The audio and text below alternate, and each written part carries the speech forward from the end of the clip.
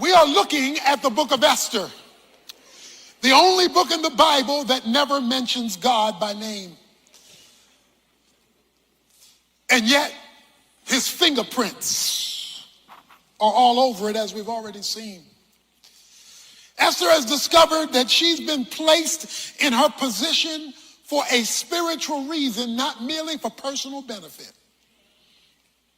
Mordecai, her cousin, has said, you've been called to the kingdom for such a time as this, that God's whole plan in making you pretty, God's whole plan in you being chosen out of all the possible females in the kingdom, God's whole plan was that you would be here at this time, for this moment, for his kingdom purpose.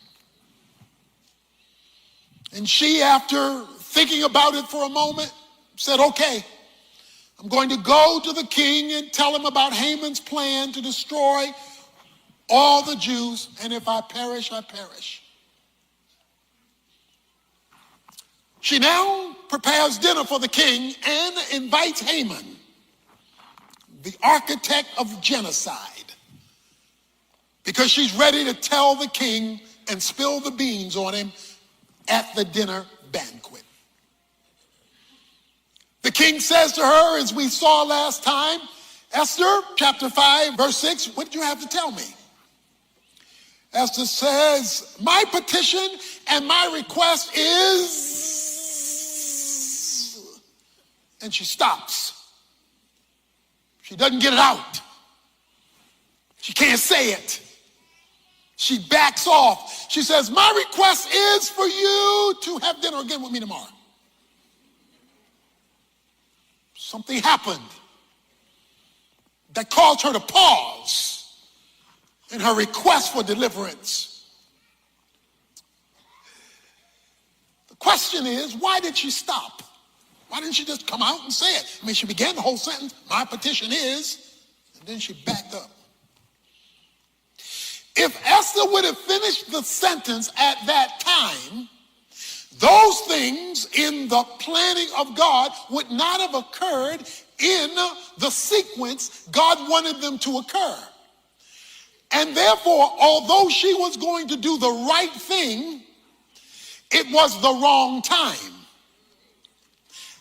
Because you see, as we looked at chapter 6 last time, Haman is going to leave her presence. He's going to run across Mordecai. Mordecai will not bow. That's going to tick Haman off. Haman's going to go ticked off to his wife. His wife is going to say, you don't have to take that. You don't have to take that. He comes in and he says, everything is going good for me, but this Jew guy, he won't bow to me. Well, you don't have to take that. Why don't you put him on the gallows tomorrow? Haman said, that's really great. I'm going to put him on the gallows tomorrow, get rid of this guy, solve it once and for all. The king goes to bed. The king can't sleep. The king is tossing and turning. When the king is tossing and turning, he tells the servant, go get a boring book for me to read so that when I read the boring book, I will go to sleep. So they bring him the boring book, and by luck, they just happened to turn to the page that dealt with Mordecai. Mordecai had saved the king's life earlier. The king wants to know, what did we do for the guy who saved my life? No, we didn't do anything for the guy who saved my life. As chance would have it, Haman comes in right when the king is talking to the servant about Mordecai who had saved his life, and the king asks, well, what should I do, Haman, with somebody who saves the king's life? But he doesn't mention the name Mordecai. Because he doesn't mention the name Mordecai, Haman thinks he's talking about him. So Haman says, well, what you ought to do with the guy who saves your life is make him number 2 in the kingdom, so he's the heir apparent to the rule. Well, I like that idea. Why don't you go and go ahead and get Mordecai so I can put him in that position, and why don't you lead his horse throughout the land and proclaim him as second in command? It just so happened that during the pause, which produced the delay, which produced the movement, which produced Mordecai's rejection, which produced Haman's angry wife, which produced Haman wanting to put the gallows together, which produced a sleepless night, which produced a boring book, which produced the name Mordecai, which produced not mentioning his name, which produced him being elevated, which produced Haman having to take him across through the street, which produced God, the puppet master, pulling things together to bring about his timing.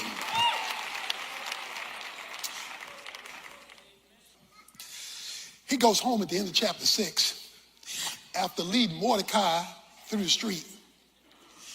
And he depressed. This is a Prozac moment. He's depressed. Because he's leading the future king, and he was supposed to be the future king. And so he goes home. And he just cries out, mourning with his head covered, verse 12. His wife says to him in verse 13, boy, you're in trouble now. No, you lead Mordecai through here, and he's the Jew. Don't look good for you. Verse 14, while. Somebody say while. That's a time word. That's a time word. While. While his wife telling him it don't look good. While he's crying with his head covered because it don't look good. While they were still talking with him, the king's eunuchs arrived and hastily brought Haman to the banquet which Esther had prepared. Now this is the second banquet. Esther had prepared a second banquet because God blocked her from doing the first banquet. While his wife was telling him it doesn't look good and he's mourning, the eunuch comes in and says, come on, you got to hurry up. It's time for the banquet. Why is that important that happened while? Because that didn't give him time to come up with a plan. It didn't give him time to run and flee. It didn't give him time to escape. God had that thing clicking so that one thing happens right after another so that there could be no interjection to change the program of God. He tells the eunuch, go get him now. Because God's got a plan to keep and a program to execute. So he goes to the dinner. So the king says, okay, Esther. I mean, you've been saying for the last 24 hours, you got to tell me something. What is it? So she tells him, O king, this is chapter 7 now. O king, at the end of verse 3, if it pleases the king, let my life be given to me and my petition, and my people, as my request. Save my life, king. Save the life of my people. For we have been sold, I and my people, to be destroyed, killed, and annihilated. If they were going to sell me as slaves, I would have lived with that. But no, they want to kill me. So the king asked the queen, who is he? They want to kill my wife and kill my wife's people. Who are you talking about? And not only who is he, verse 5, but where is he? Well, who is he and where is he? Guess who's coming to dinner? Who is he? Where is he? Who would presume to do thus? Who are you talking about? Here it is, verse 6, chapter 7. Esther said, a foe and an enemy is this wicked Haman. Then Haman became terrified before the king and queen. That'll shake you up. She says, this man who I invited to dinner wants to kill me, your wife, kill my people. Okay? Rewind.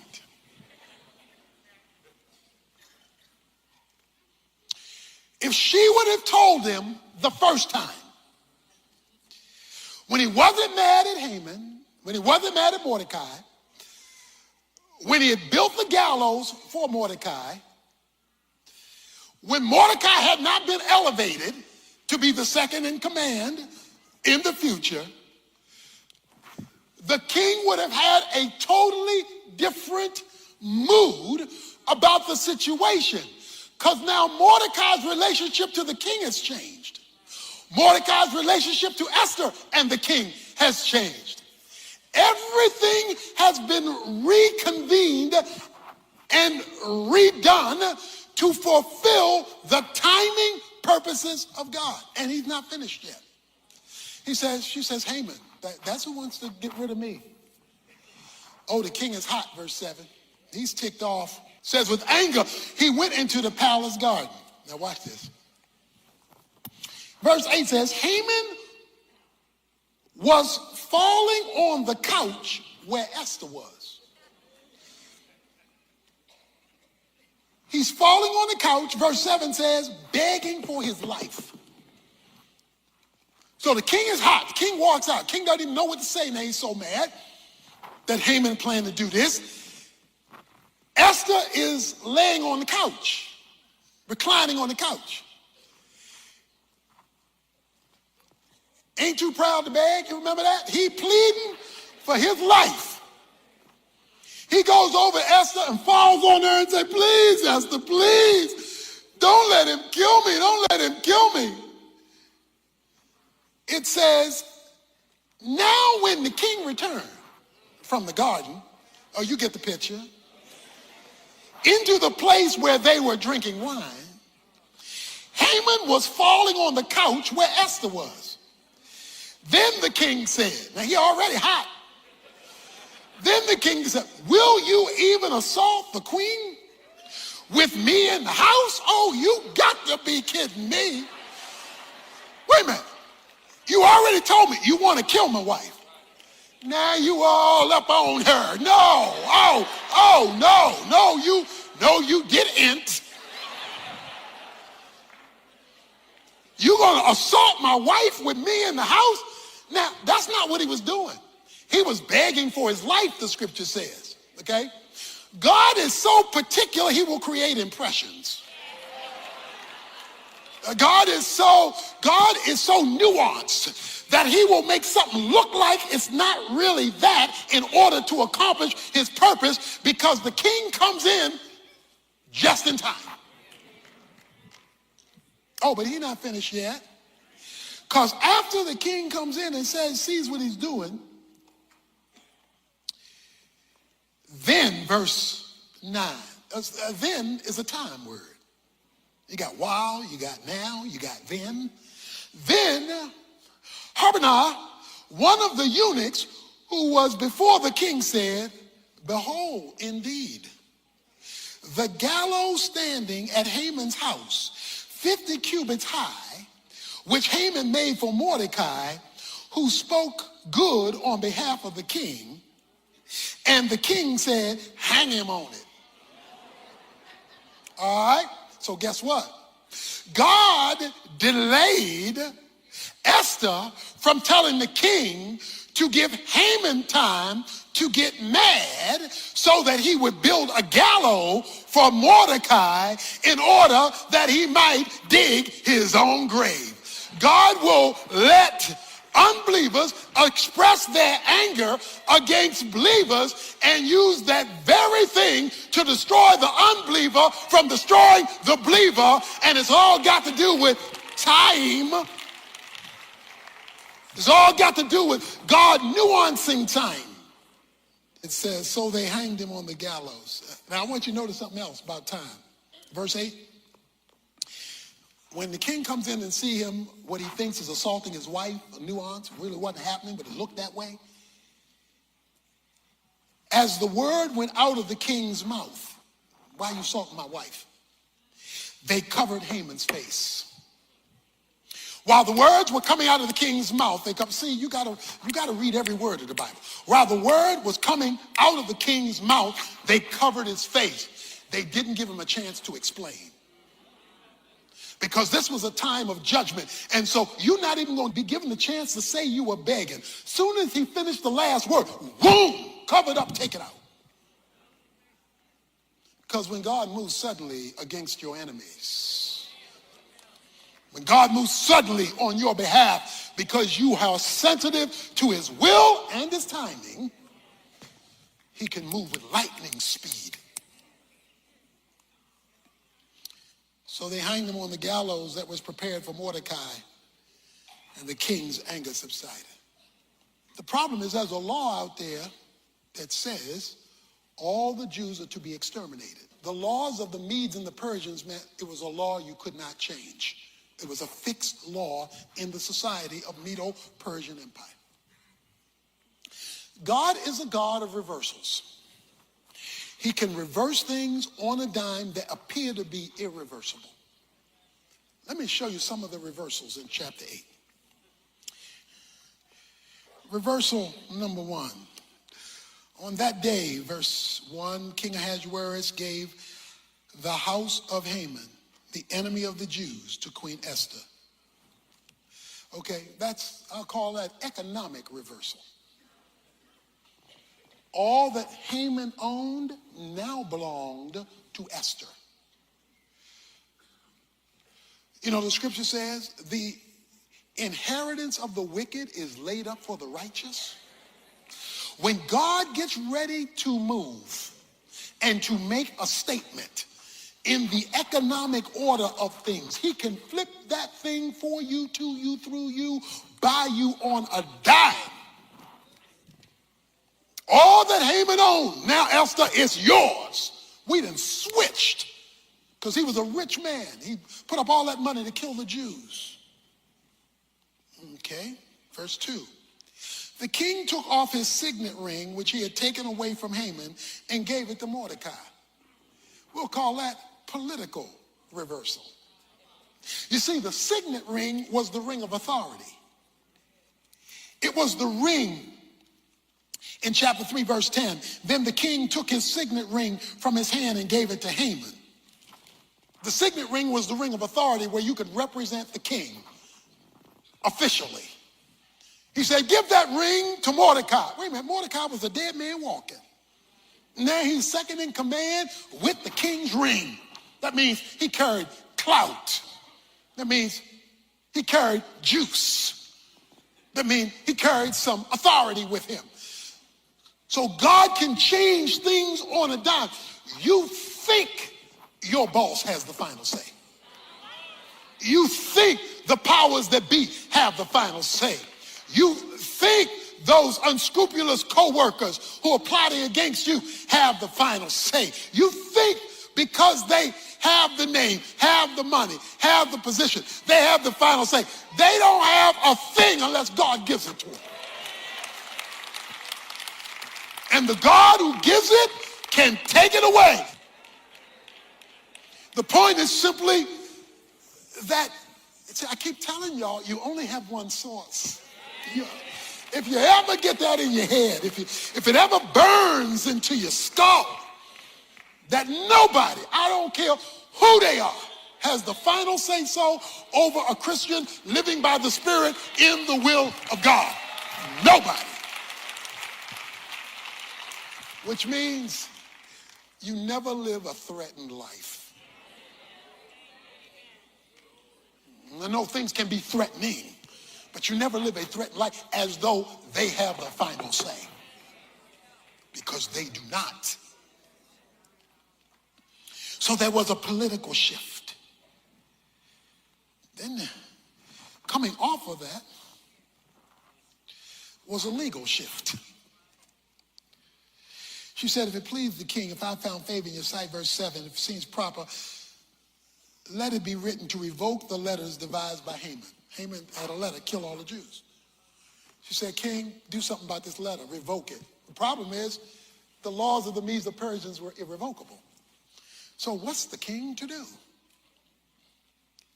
How can I endure the calamity? Haman's dead, but we still got the problem which will befall my people. How can I endure seeing the destruction of my people? Why? Because God's kingdom program is always bigger than you. And so what are we going to do about all this? He says, well, I have given the authority to Mordecai. So here's what I want you to do, verse 8. I want you to write to the Jews as you see fit in the king's name and seal it with the king's signet. So I want you to write. So the king's scribe were called and they began to write. What do they write? Because we got an unchangeable law. Verse 11. In them the king granted the Jews who were in each and every city the right to assemble and to defend their lives, to destroy, to kill, to annihilate, to an entire army of any people or province which might attack them, including children and women, and to plunder their spoil. Okay, now follow this. Haman's law, every Jew got to be killed. The law can't be changed. So the king tells Esther, y'all come up with something. my seal on it. They come up with the law.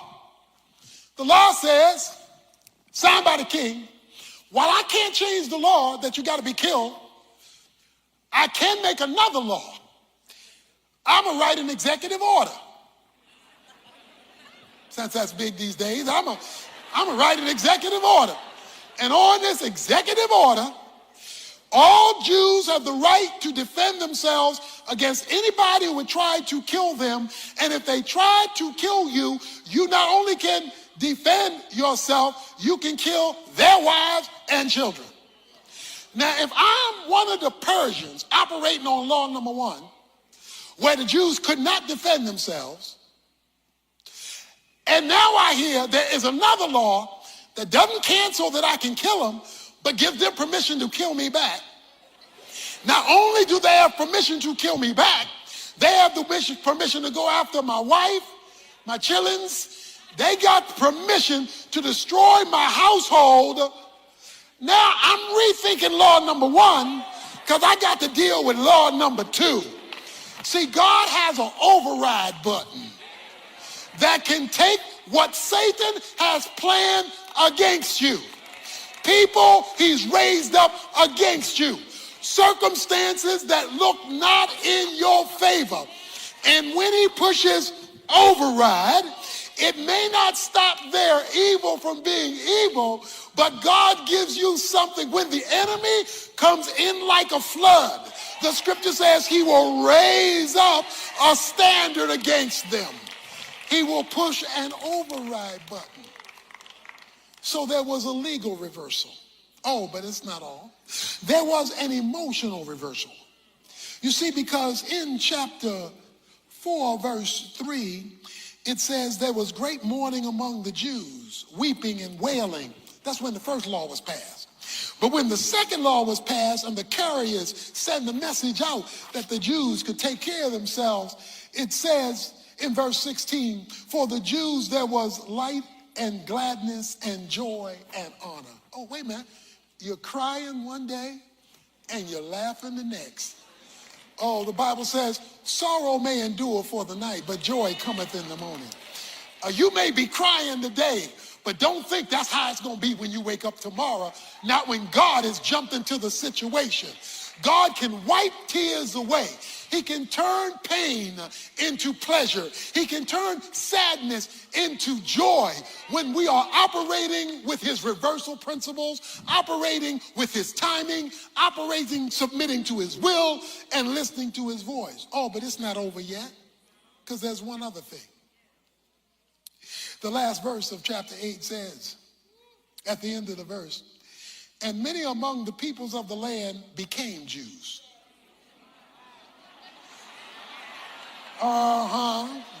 And the dread of the Jews had fallen on them. Oh, I like this, I like this, I like this. That's like saying many sinners got saved. Many non-Christians became Christians. In other words, when they saw what God was doing for his people, they said, we want some of that. So to become a Jew meant you had to come under the Jewish covenant. To come under the Jewish covenant, you had to accept the Jewish God. So they said, we want some of that. God may put you in a bad situation so that he gives you a supernatural deliverance so that other folk want to attach to the God who delivered you because they want some of this. They want to see God do for them what he's done for you. There was a spiritual reversal when people saw what God can do. I wish I could be a preacher who told you, come on, come to God and there'll be no enemies. Come to God and there'll be no bad days. Come to God, there'll be no lean years. Come to God, there'll be no disappointments. Come to God, there won't be any bad employees. I wish I could tell you that, but I'd be lying to you. It's all through scripture. But I can tell you this, whatever it is doesn't have the last say. It's throwing dirt at you. Reversal. He was in the Birmingham jail, but you go to Washington, D.C., you'll see a monument. Nelson Mandela had a reversal. He was put in jail, but then he became head of South Africa because God is a God of reversal. Oh, but there's one reversal bigger than all of that because Satan thought he had Jesus on the cross. When he hung him high and stretched him wide, it looked like Satan had won. But early Sunday morning, just a little while before day, God raised Jesus up and he said, all power is in my hands. God is a God of reversal. So you hang on to him even though Satan is throwing dirt at you. Our world is consumed with the concept of luck. Chance happenings that just kind of take place. People will regularly say, boy, you sure are lucky. Or the opposite, something is bad luck. But the book of Esther says that there is no such thing as luck. There is providence. God causing or allowing things and events to work toward his purposes. Esther has been promoted to be queen. Mordecai has told her that Haman wants to kill all of the Jews. And it's now time for you to go to your husband, King Ahasuerus, and tell him Haman's plot against the Jews. Esther has said, I can't do that. It's too risky. I love y'all, but not that much. Because to go before him when he has not requested me could cost me my life. Mordecai has said to her, don't you know that you are called to the kingdom for such a time as this? That you were only put up here in this royal position because God knew this moment, your moment would be now. Don't miss your moment, girl. This is your moment to be a tool of God to deliver God's people. When she hears that message from Mordecai, she says, okay, I want all of y'all to go on a 3-day fast. I need y'all on your knees for this one because this is a big one. You're asking me to risk it all, and I'm going to go do it, and if I perish, I perish. If I die, I die, because you're right. This is bigger than just me. Chapter 5 opens up on the 3rd day, because it was a 3-day fast. Esther puts on a royal robe. She goes to the inner court of the king. The king is sitting on his throne. When the king sees her in verse 2, he extends the scepter, which means it's okay for her to come in and talk to him. She comes near, touches the top of the scepter out of respect. And then the king says to her, what is troubling you, verse 3, Queen Esther? And what is your request? Even to half of the kingdom, it will be given you. Just tell me what you want. Esther says in verse 4, if it pleases the king, may the king and Haman, who is out to kill the Jews, come this day to the banquet that I have prepared for him. I'm going to tell you around dinner. I'm going to fix your favorite food. We're going to lay it out. And I want you to bring Haman. And I'm going to tell you then what's going on around dinner. You will never get to see God's providence at work in your circumstances until and unless God sees you move in accordance with his will. The reason she prays first is because she needs to know how to approach this dangerous situation. She needs some divine insight in a difficult problem. So she goes to God in fasting. And this was a life and death issue. So she needed her antenna raised to hear what God had to say about this situation. The second thing he needs you to do is take a step of faith. But she couldn't just say, I'm a fast, I'm a pray, and I'm going to wait on God. No, she was instructed to go before the king. She had to take a step of faith. So she trusts God.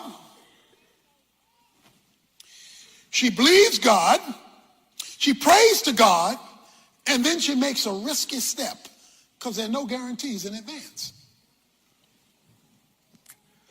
What does she get in return? Well, so far, what she gets is a plan.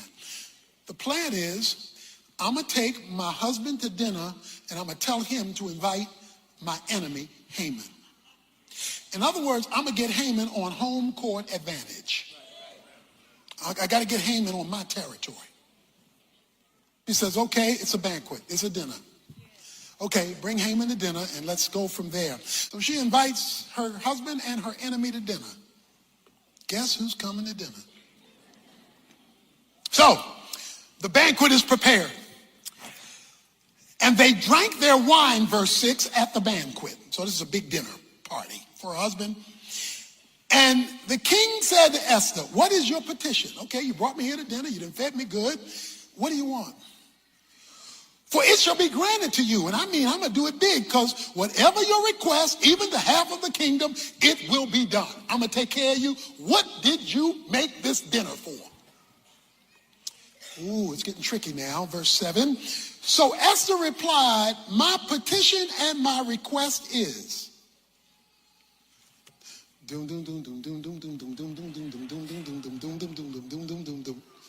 My petition and my request is, watch this, if I have found favor in the sight of the king, and if it pleases the king to grant my petition and do what I request, may the king and Haman come to the banquet which I have prepared for them tomorrow.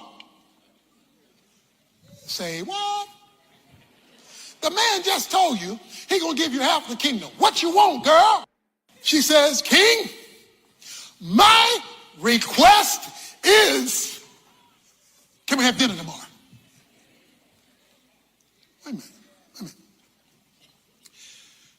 She made the dinner to make her request to save the people from the genocide of Haman. She's got them both sitting there. Dinner is fine. They've been doing their drinking. Everybody's ready to go. He's offered her the kingdom. What do you want? And she says, what I want is for you to come to dinner tomorrow.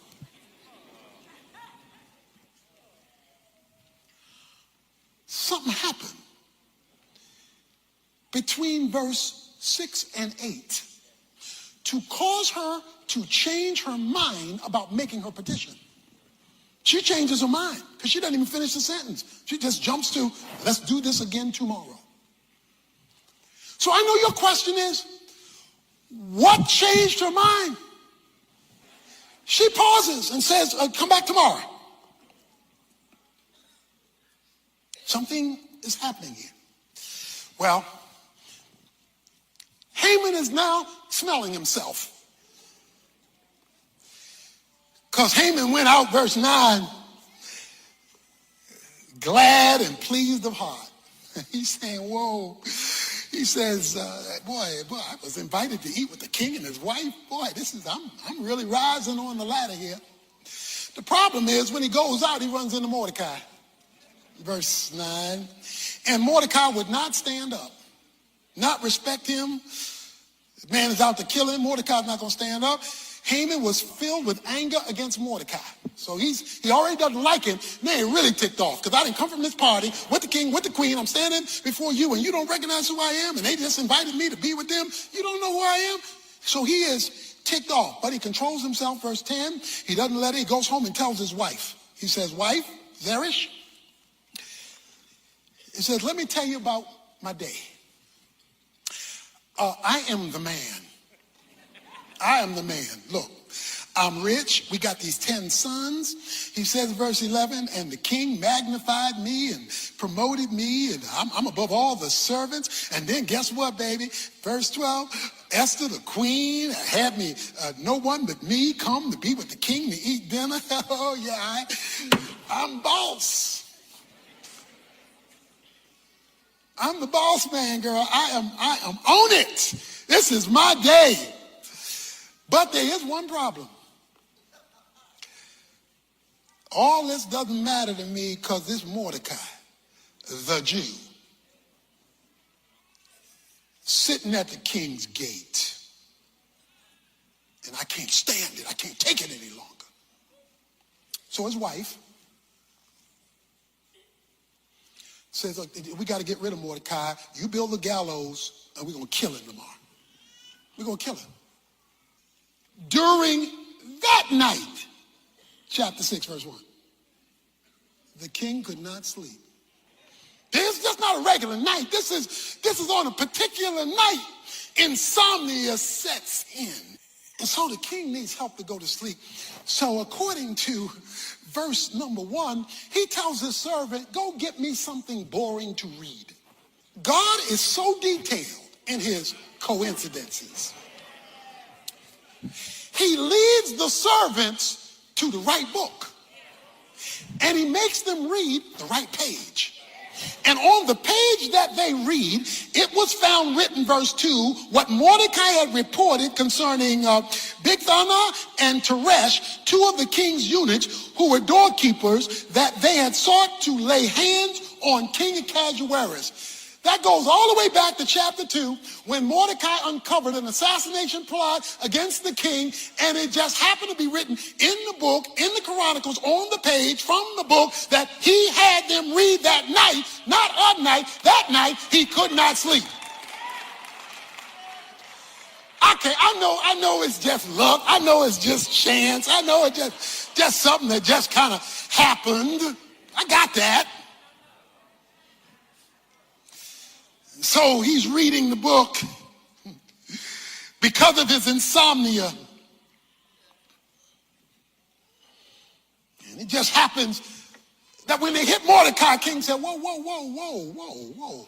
You've been reading all these names and all these events, but this guy Mordecai, he saved my life, right? Yeah, king. Well, tell me, verse 3, how did we honor him? How did we tell him we appreciate him for saving the king's life? Servant said, we didn't do anything for him. What? You see, God's providence is tied to time. Even though the time may go over years. Because this is years. Even though you thought something should happen 5 years ago or 8 years ago, or, but God is doing more than just you. He's doing a series of things at the same time because his kingdom is bigger than just you. You are not the kingdom. You are a representative in the kingdom to be used by the kingdom for the kingdom, but you're not the only one in the kingdom. And so timing becomes everything. And so now we find ourselves when on the day, because night is now past, on the day Mordecai is supposed to die, he's reading a book with Mordecai's name in it just because he can't sleep on that night. Okay, watch this. The king asked in verse 4, I hear somebody outside. Who's outside in the court? It's early in the morning. Who would be up this early out there? Who's there? Who's in the court? He asked in verse 4. Now Haman had just entered the outer court of the king's palace in order to speak to the king about hanging Mordecai on the gallows which he had prepared for him. King's servant say in verse 5, King, behold, Haman is standing at the door. Let him come in. Tell Haman come in. He's my number 2 guy. Let him come in. So Haman came in. And the king said to him, what is to be done for the man who the king desires to honor?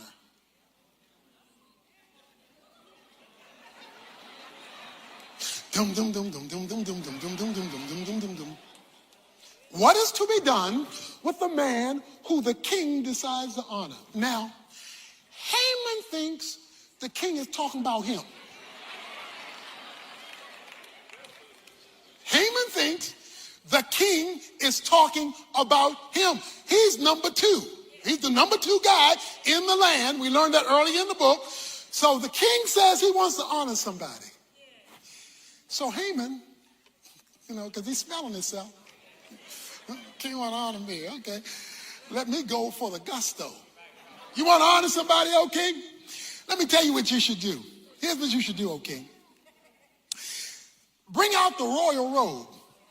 Let him wear the king's robe, which the king has worn. Then bring him the horse on which the king rides. Then put a royal crown even on the horse.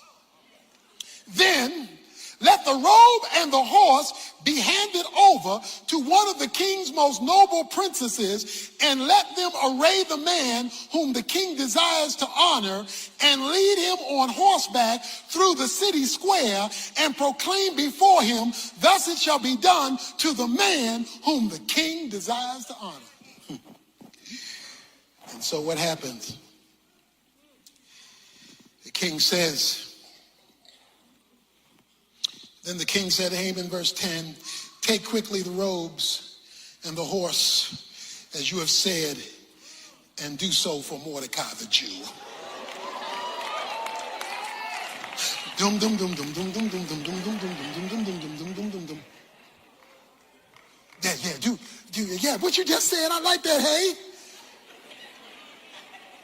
I like that, hey, why don't you go and do it for Mordecai the Jew?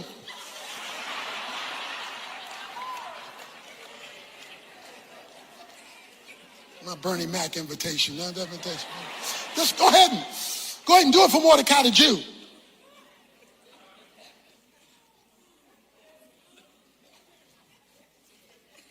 Listen to me, seriously. God is the God of intersections. He connects things that don't look connectable when it's that night. When the timing is hit just right and everything is looking wrong. See, everything is looking wrong. Mordecai's getting ready to die this morning. Esther has had to shift her plan to another dinner. This is not a good day. But she has gone before God. She has acted in faith. And so she's picking up signals that causes her to delay a dinner. She's picking up signals. So Haman, verse 11, took the robe, took the horse, arrayed Mordecai, and led him on horse back through the city square, and proclaimed before him, thus it shall be done to the man whom the king desires to honor. Okay, so let's follow Mordecai.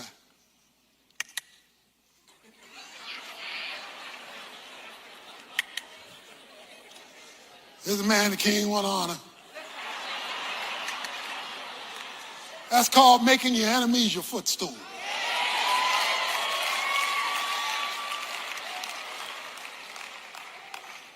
Then Mordecai returned to the king's gate, but Haman hurried home mourning with his head covered. Told his wife Zeresh, this is what happened today. This whole thing is reversed. His wife Zeresh says, well, yeah, it looks bad for you, boy. She says, because you've fallen before this Jewish man.